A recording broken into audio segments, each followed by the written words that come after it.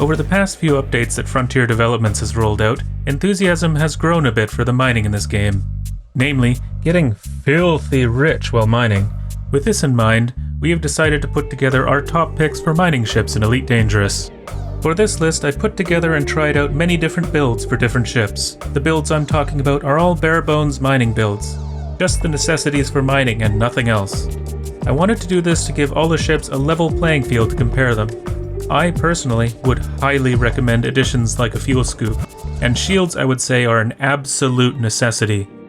But the space restrictions sometimes mean that sacrifices must be made, or at least considered. Is there a station to get fuel nearby my mining spot? Am I willing to risk it all for a few more tons of cargo? The answer to the second question is no. Just get a shield, man. It's not worth losing the whole payload. Here are our picks for the best economy, best core miner, and best surface strip miner for each of the class sizes. And if you're just here for the low temperature diamond craze, click here or skip to the timecode for our picks for the best long range miners. First up are the light ships. With these little guys, maneuverability is never an issue. Every small ship could maneuver around an asteroid with ease. The big trick for these little guys is cargo space. First up, our top econo pick, the Adder. The Adder fits a surprising amount into such a diminutive price tag at just under 88,000 credits. With all the trimmings for asteroid mining, you can easily fit 24 tons of cargo into the Adder. If you plan on only strip mining the surface with the mining laser, you can regain a couple more tons of cargo or even a shield if you lose the prospector limpets. This requires a bit of trial and error because you need to taste test each asteroid with your mining laser to see what's inside it. It's a bit more of a shot in the dark, but it's a good way to go with a small ship.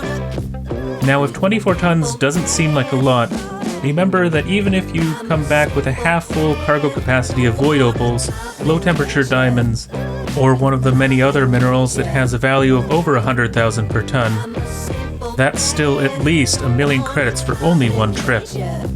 Those numbers are insane for such a little ship.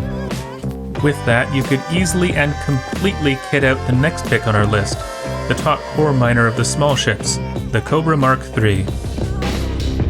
The Cobra Mark III is the top pick core miner for one specific reason.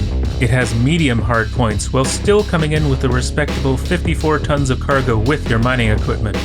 This sporty little all-rounder comes in at a modest 350,000 credits and a pretty fantastic jump range of 20 light-years with a full load when you fully upgrade the frameshift drive. This ship can get you quite comfortably into the medium-class ships with little effort. It is fun to fly and perfectly capable of switching roles if you want to take a break from mining and run a mission or two, or even hunt down some dastardly pirates. I will say that there is a Mark IV of the Cobra, but it's only available to people who have played the game since the first year, so anyone newer to the game, such as myself, we are out of luck. The top pick for the best strip miner of the small ships is the Dolphin. The Dolphin is one of the most expensive of the small ships, coming in at 1.4 million credits. And boy, she can fit a lot of cargo for a small class ship. 74 tons of cargo with your mining gear, and it can even haul a full load 20 light-years with an upgraded frameshift drive. This ship would hands down be the best small ship for all mining, but it's missing one important feature. It only has small hardpoints. No medium hardpoints. No seismic launcher. This ship is also only available with the Horizons expansion, so make sure you have Horizons before you go looking too hard for this one. Now if you are really serious about getting some real credits, we need to get you a bigger ship. This is where things get really interesting. With the medium class ships, there's much more room for personal preference. Affording the niceties is much less of a dent in your total capacity. Our pick for the best econo ship is the Asp Explorer. Tipping the wallet at just under 7 million credits, this ship is by no means cheap, but it is considerably more affordable than many of the other decently large capacity medium class ships. With a cargo capacity of 112 tons on top of all your mining gear, this ship is the segue between small and large. I lived in my Asp as soon as I could get one. It's got good handling for working around those tight spots, and best of all, it can go a full 25 light-years with a full load of cargo and a grade A frameshift drive. Even when I got myself a larger ship, I found myself coming back to the Asp Explorer for the things that weren't running large volume cargo contracts. If there has to be a ship you spend large amounts of time in while working towards the big boys, this is it. As you get into the upper end of the medium class ships, there are choices that work well enough that you don't need to keep growing. Now we are getting into the forever ship territory. Many people prefer these ships for the majority of their play in Elite Dangerous. Our pick for the top core miner of the medium ships is the Crate Mark II. This rugged adventurer is only available in the Horizons expansion, and will make you shell out 46 million credits for the pleasure, and it does not disappoint. Balancing storage with handling, this beauty can carry a sizable 208 tons of cargo with all your mining gear. Better yet, it has the ability to glide around an asteroid debris field with relative ease, especially when the thrusters and power distributor are upgraded. And with all that, it can still take a full load through 20 light-year jumps when your frameshift drive is fully upgraded. This ship can do it all, a true jack-of-all-trades that can land at any station thanks to being a medium-class ship, just like our pick for the best medium strip miner, the Python. If you do not have the Horizons expansion, our choice for the best medium strip miner can do it all. The Python can even pick up the core mining job if you can't get access to the crate. This ship can carry a full 272 tons of cargo as well as your mining gear. All that space doesn't come cheap though, costing 57 million credits just to get the time of day from this ship, and you should probably plan on some day one upgrades when you buy it. This ship doesn't handle nearly as well as the crate, so you might want to upgrade the thrusters right away. It also has a much shorter jump range, coming in at a measly 15 light years fully loaded. A ship that can dock at any station in the game with almost a full 300 tons of cargo space is a force to be reckoned with. This ship has made many billionaires from humble commanders and will continue to do so long into the future. If you buy either the crate or the Python, you will not be disappointed. Or you could do what I did and just buy both. Now we're on to the big boys, the giant elegant space yachts. Or the largest, ugliest space bricks you will see outside of Minecraft. Depends on your price range. The best large ship for those on a budget was not a difficult decision to make. It's the Imperial Clipper, costing a mere 22,300,000 of your hard-earned credits. This ship is barely bigger than our last two medium ships, and is only a large ship because of balancing issues with gameplay. This ship is a beast. It can carry 228 tons of cargo as well as your mining equipment. It can jump 30 light years when it's stuffed to the gills. It can literally fly circles around anything larger than an asp. And it can boost faster than almost any ship in the game should you need to run.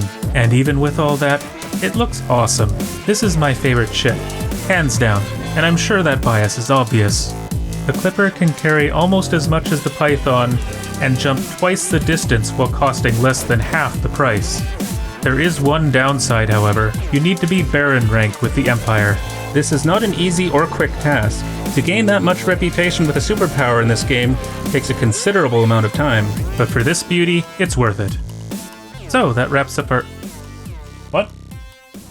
Other ships. Hey! The best large core miner is the Clipper. Seriously, this should be no surprise. You don't want to laterally thrust around an asteroid in a Type 9 planting charges. You will not have a good time. For the large surface strip miner, I was faced with a dilemma. Range versus capacity. I feel both need their day in the sun for two very important reasons. So first, I will talk about the big boys of cargo.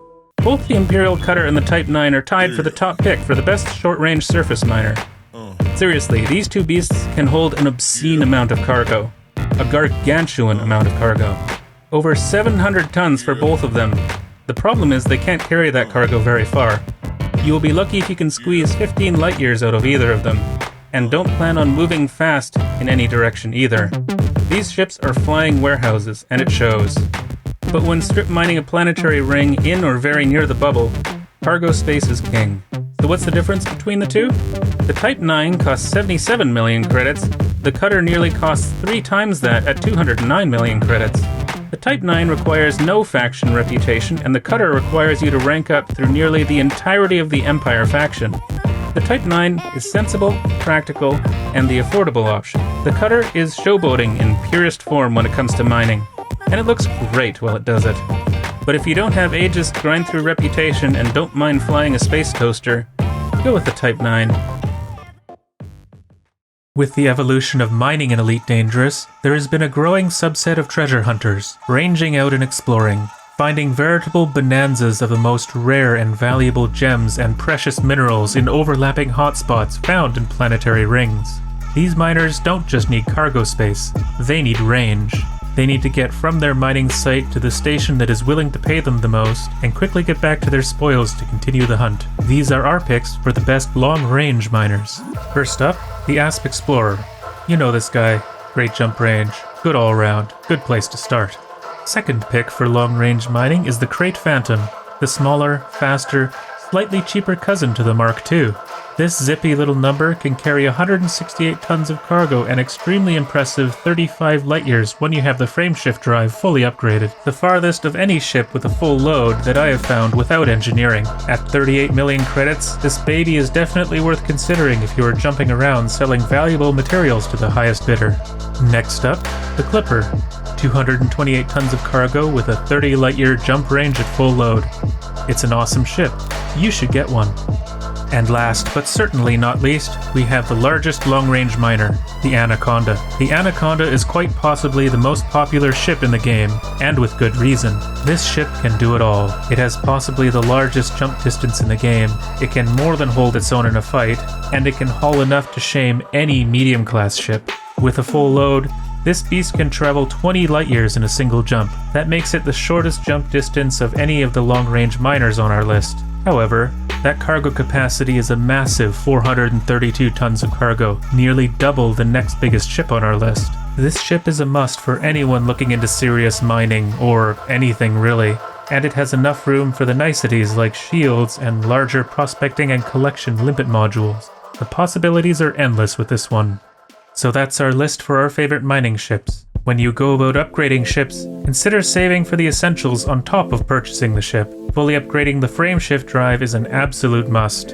And you want to be sure you don't run into a sticky situation because you didn't upgrade the power distributor and there are pirates closing in. The way I prefer to upgrade ships is to fully upgrade the new ships with everything I want before actually using it. There are frequently much less mistakes this way.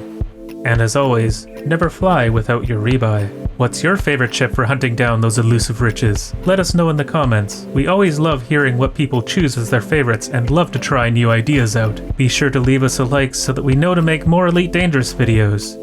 And think about subscribing if you want more New Level Nerds goodness in your life. Thanks for watching, Commanders. Good luck and we'll see you Starside.